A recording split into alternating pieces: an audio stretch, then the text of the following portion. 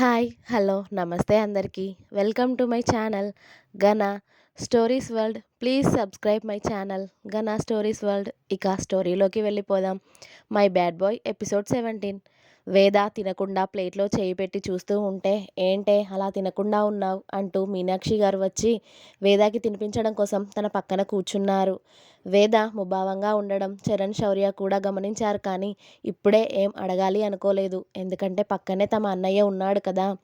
రుద్ర కూడా వేదని చూస్తూ ఉన్నాడు. రుద్ర చూపులను పసిగట్టి 2 పూరీలు తినేసి, ఇక చాలత్తయ్యా అంది వేద. అదేంటే పొద్దున్నుండి ఏమీ తినలేదేమో, 2 పూరీలకే కడుపు నిండిందా? ఇంకా రైస్ కూడా పెడతాను కూర్చో అన్నారు మీనాక్షి గారు.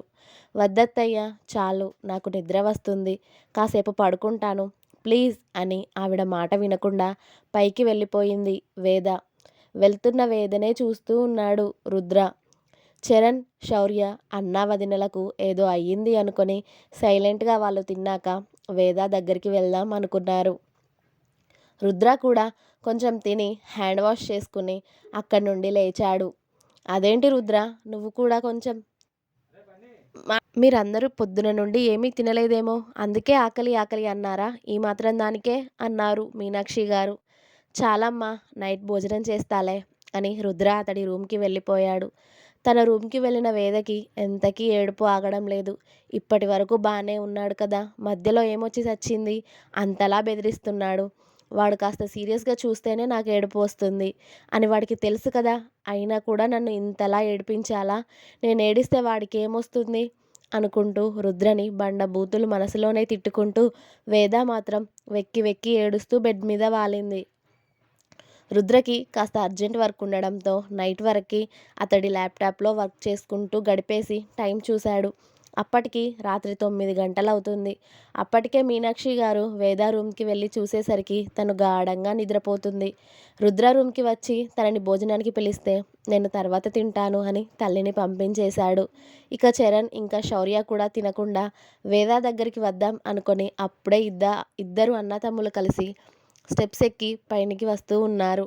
కానీ ఆలోపే రుద్ర రూమ్ నుండి బయటికి వచ్చి వేద రూమ్కి వెళ్తూ కనిపించాడు. ఇక అన్నయ్యని చూసి తమ్ముళ్ళు ఇద్దరూ వెనుతిరిగి వెళ్ళిపోయారు వాళ్ళ వాళ్ళ రూమ్కి. రుద్ర వేద రూమ్కి వెళ్ళి డోర్ లాక్ చేసి లైట్స్ అన్నీ ఆన్ చేసి ఆమెను చూశాడు. బాగా ఏడ్చిందేమో, కళ్ళు అన్నీ ఉబ్బి చెంపలు ఎర్రగా అయ్యి కన్నీటి చారలు అన్నీ ఇంకా అలానే ఉన్నాయి.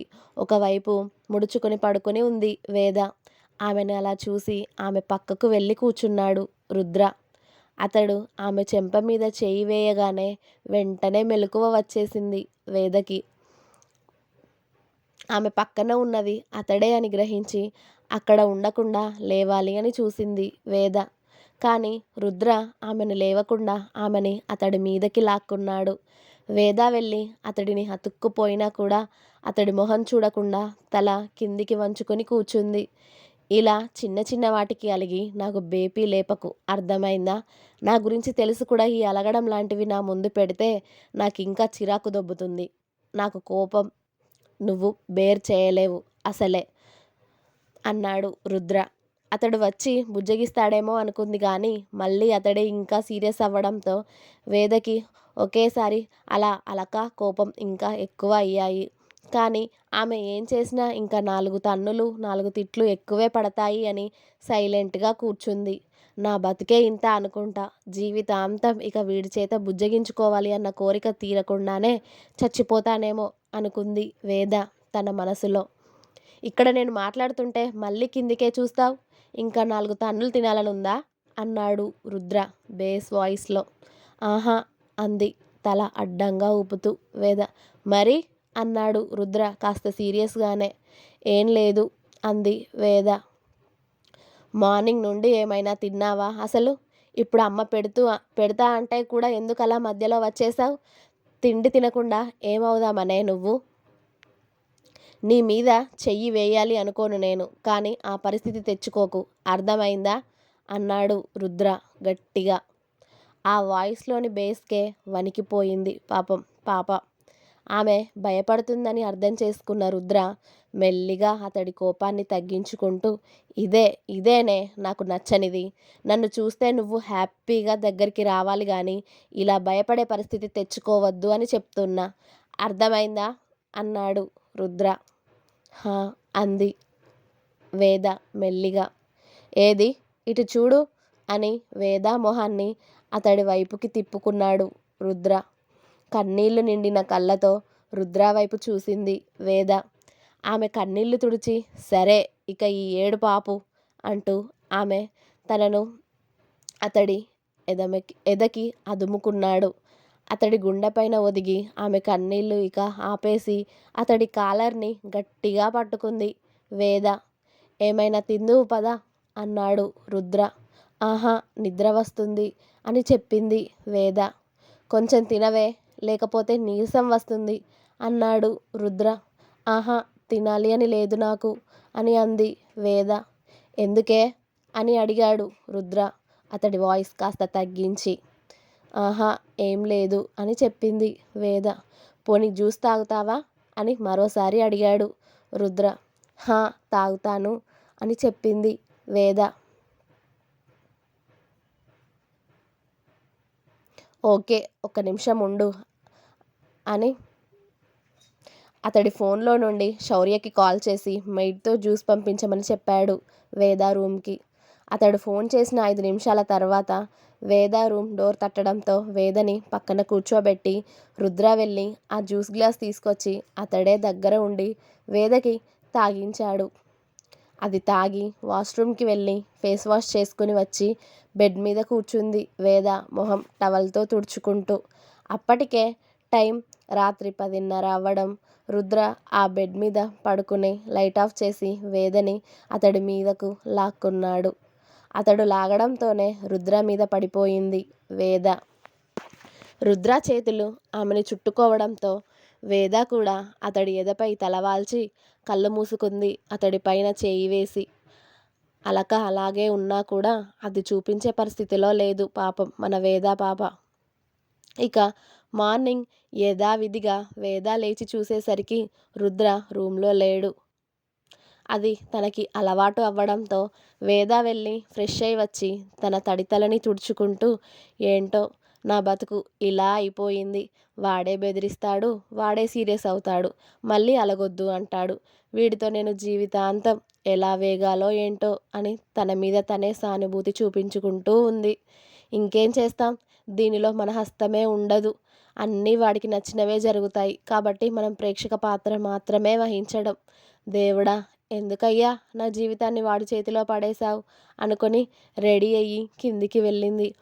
తను వెళ్ళేసరికి వేద నాన్నగారు భాస్కర్ ఇంకా వేద వాళ్ళ అమ్మ సుధా గారు సోఫాలో కూర్చొని ఉన్నారు మీనాక్షి మనోహర్ గారితో మాట్లాడుతూ.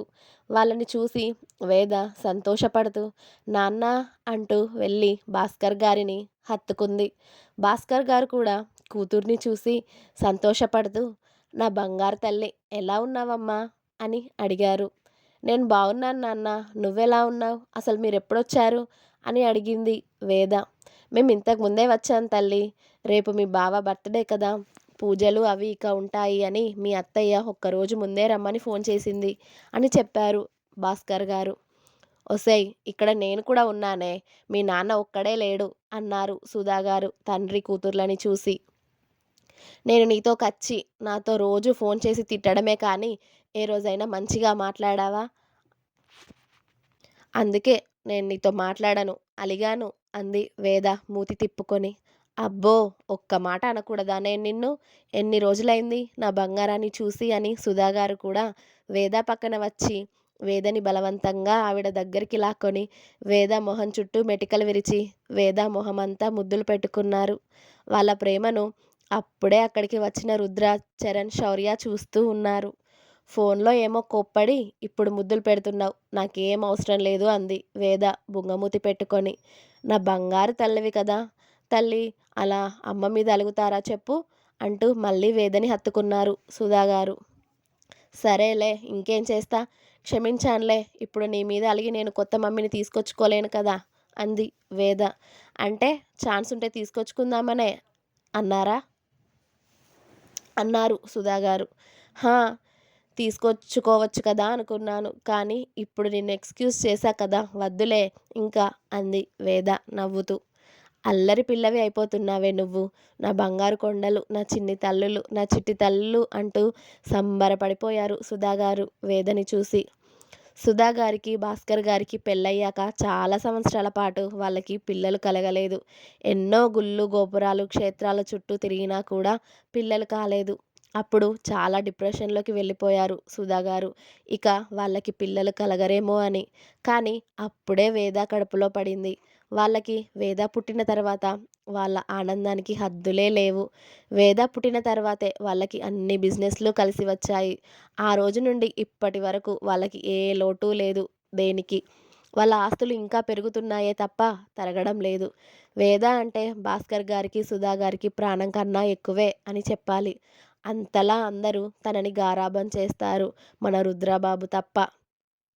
రుద్రబాబు వేదనే చూస్తూ వచ్చి సోఫాలో కూర్చుంటూ హాయ్ మావయ్య, హాయ్ అత్తయ్య, ఎప్పుడొచ్చారు అని అడిగాడు. ఇప్పుడే వచ్చాం రుద్ర అని చెప్పారు వాళ్ళు. ఇక మన చరణ్ శౌర్య వెళ్ళి హాయ్ అత్తయ్య అని సుధా గారితో ముచ్చట్లు పెడుతున్నారు వేదతో పాటు వాళ్ళ మావయ్యని పలకరించి మరి. ఇంకా ఉంది. నెక్స్ట్ ఎపిసోడ్ రేపు వస్తుంది. వెయిట్ చేయండి. మీకు నా స్టోరీ కనుక నచ్చినట్టయితే లైక్ చేయండి, షేర్ చేయండి, కామెంట్ చేయండి. సబ్స్క్రైబ్ చేసుకోవడం మాత్రం అస్సలు మర్చిపోవద్దు. ప్లీజ్ సబ్స్క్రైబ్ మై ఛానల్ 'ఘన stories world' and thank you.